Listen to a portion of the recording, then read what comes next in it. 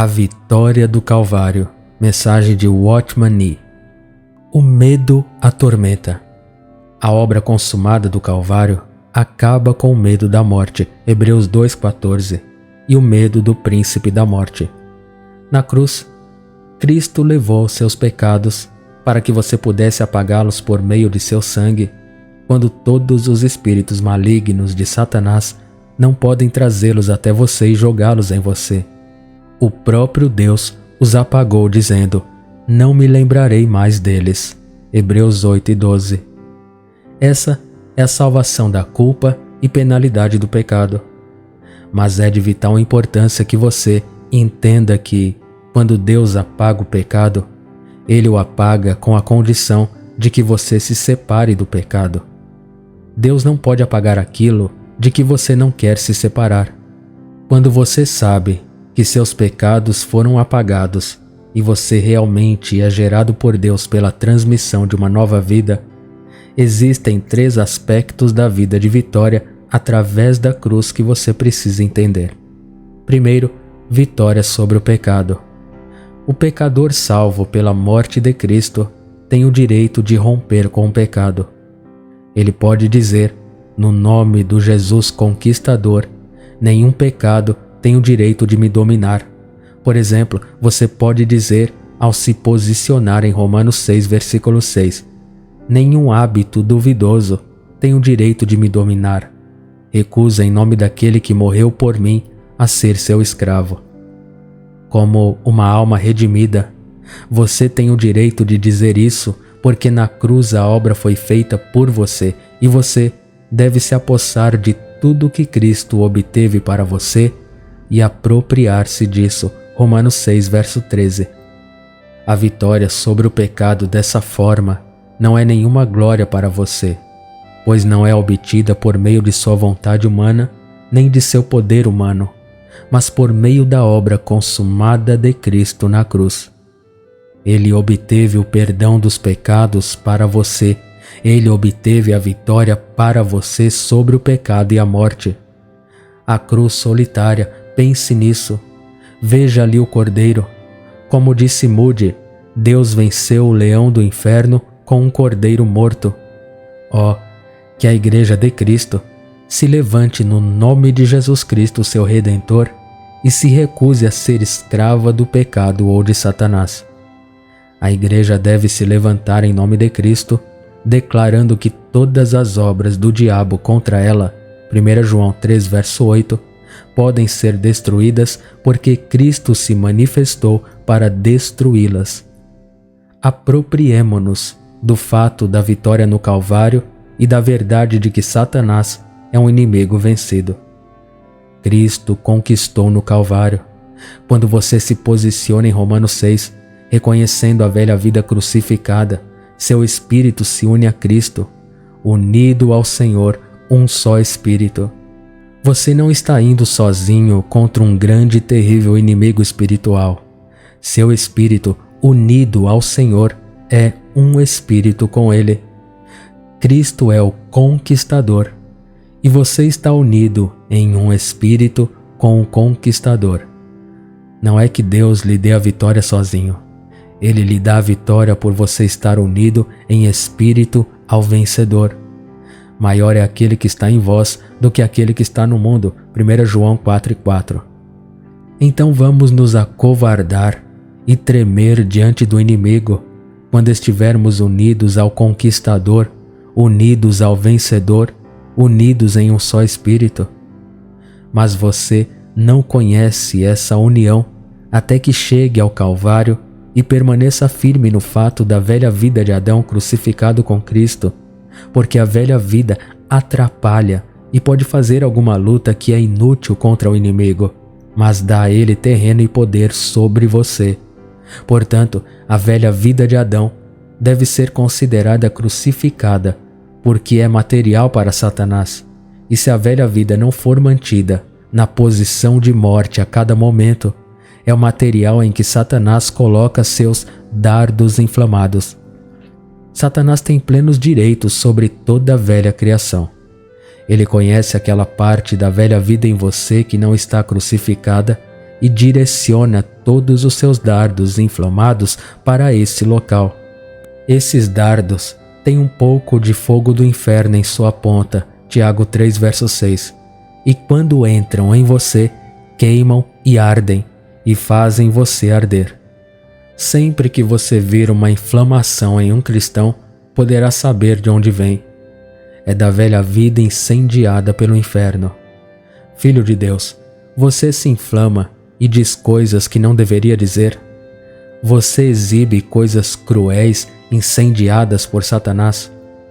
Esta não é a luta que vence, mas a luta que sempre falha. Você vê a importância de Romanos 6? Suponha que, sem se basear em Romanos 6, você se propõe a atacar Satanás.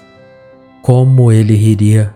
Ele diria: porque as coisas que pertencem a mim estão lá, eles têm tanto dos meus bens. Você não pode amarrar o homem forte, porque seus bens estão dentro e sobre você.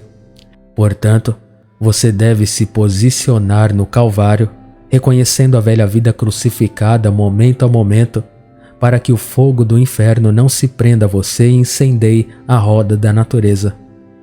Deve haver para esta batalha, com o leão do inferno, o espírito do cordeiro, o leão cordeiro, o próprio Espírito de Jesus. Deve ser, quando os dardos inflamados vêm, que eles encontrem em você o Espírito do Cordeiro. Por mais que as pessoas possam pisar em você, maltratá-lo e subir em você, não deve haver qualquer chama em você, que você chama de justa indignação. A libertação do Calvário e o Espírito do Cordeiro do Calvário são necessários. Segundo, vitória no sofrimento. Esse aspecto da vida vitoriosa pode ser encontrado em Romanos 8, versos 35 a 39. O apóstolo diz: fomos considerados como ovelhas destinadas ao matadouro. Em todas estas coisas somos mais que vencedores por meio daquele que nos amou. Mais do que vencedores, quando você é maltratado e quando por amor de Cristo você é contado como Cristo, como um cordeiro adequado apenas para o matadouro. Pelo teu amor, morto. Não é bom ser considerado uma ovelha própria para o matadouro. Não é digno. Aqui não há espaço para orgulho. Não havia muito espaço para dignidade na morte do Senhor Jesus Cristo no Calvário. Quando ele foi conduzido ao longo da estrada, com uma coroa de espinhos em sua testa, com sangue em seu rosto, depois de caminhar 7 milhas durante a noite, enquanto ele era movido de um lugar para outro, não havia muita dignidade. Com os filhos de Deus, o que mais os fere é o que toca a sua dignidade. Eles não se importam de serem envergonhados diante de Deus, mas se importam de serem envergonhados diante dos homens. Como eles enrubescem com qualquer coisa que os humilhe. Mas tudo isso morre quando o crente sente que está realmente sofrendo com Cristo. Não diz morto por seu próprio bem, mas por amor de Cristo. Não diz espancado e açoitado porque você errou, mas espancado e açoitado porque você acertou. Se você fizer o bem e sofrer por isso, e tomá-lo com paciência, isso é graça. Mas se praticardes o mal e sofrerdes por isso, e o suportardes com paciência, que graça tereis. 1 Pedro capítulo 2. Isso é vitória e ser um vencedor no sofrimento por Cristo. Se você faz algo errado e sofre por isso, não deve chamar isso de sofrimento com Cristo. Por amor de ti, mortos em todas essas coisas, mais que vencedores. Este é o triunfo do Espírito do Cordeiro, sofrendo por amor de Jesus, e esta é a vitória sobre o mundo. Terceiro, vitória sobre Satanás. Ao obter vitória sobre Satanás, você conquista de uma maneira bem diferente. Suportar a dor, sofrer injustamente, com paciência e espírito amoroso, é a verdadeira vida espiritual de quem está unido a Cristo.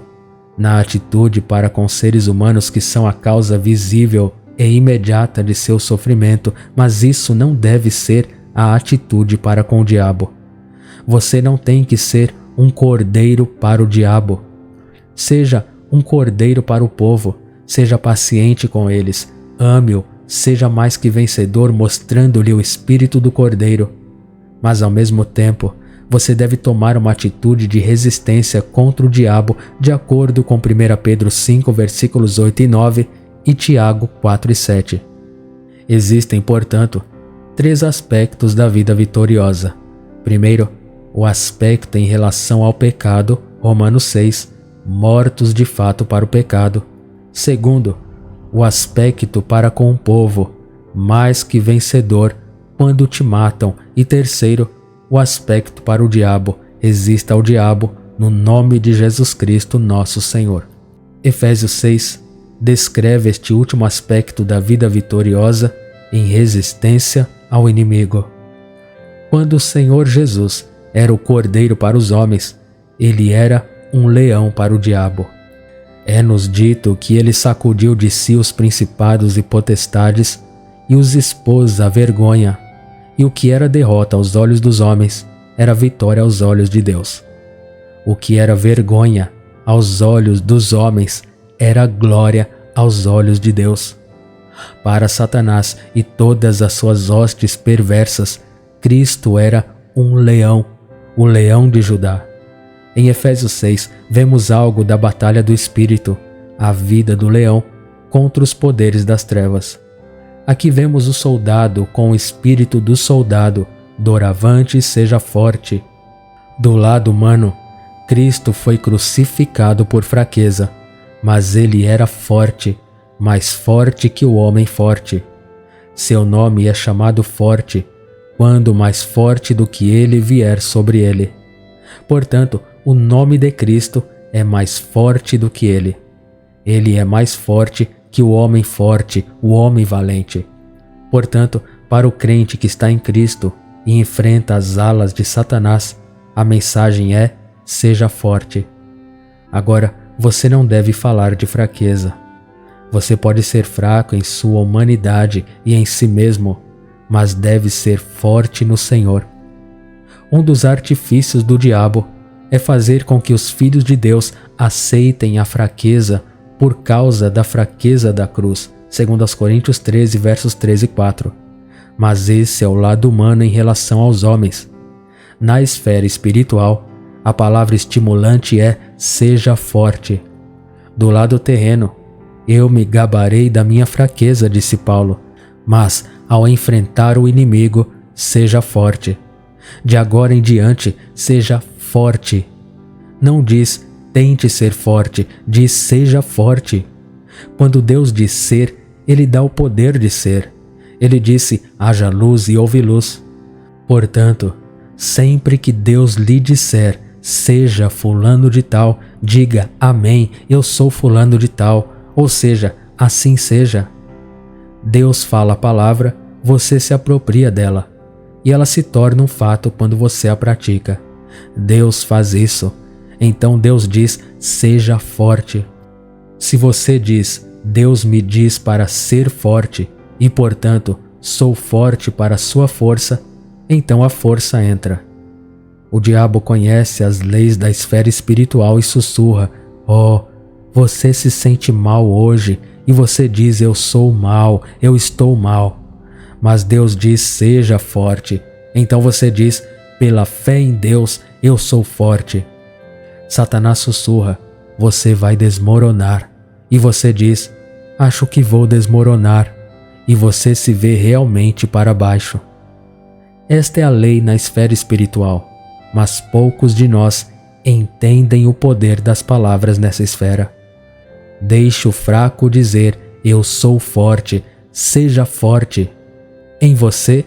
Não, no Senhor. Isto é uma posição. Não está fora do Senhor, mas está no Senhor. Ficar em pé, eu estou em Cristo e Cristo está em mim. Não estou enfrentando as coisas sozinho. Sou pessoalmente fraco, mas Cristo é forte. Eu sou impotente, mas Cristo é poderoso. Eu sou forte em Cristo. Eu tenho sua força, seu poder. Eu permaneço no Senhor. Não se lembrando de seu lugar em Cristo e com Cristo em Deus, muitos filhos de Deus são tão fracos. Você os coloca em uma posição exposta na batalha e eles fogem. Você dificilmente ousa dizer a eles algumas coisas que você tem que conquistar pela oração, porque eles ficam assustados. É espantoso que Deus tenha uma igreja tão fraca, fraca no conflito com o pecado e Satanás, fraca em sua atitude para com o mundo, tudo porque ela não aprendeu a mensagem interior da cruz. Seu poder. Vamos enfrentar o leão do inferno com este versículo. Deus diz: seja forte e permaneça na força do seu poder. Vai tirar todo medo. É poder. Exatamente a mesma palavra que Paulo usa em Efésios 1, que diz que Cristo foi ressuscitado dentre os mortos pelo poder de Deus, pela força do seu poder. Prossigamos, portanto, com Deus em constante vitória a cada hora, até que o Senhor venha e estejamos reunidos a Ele. Amém.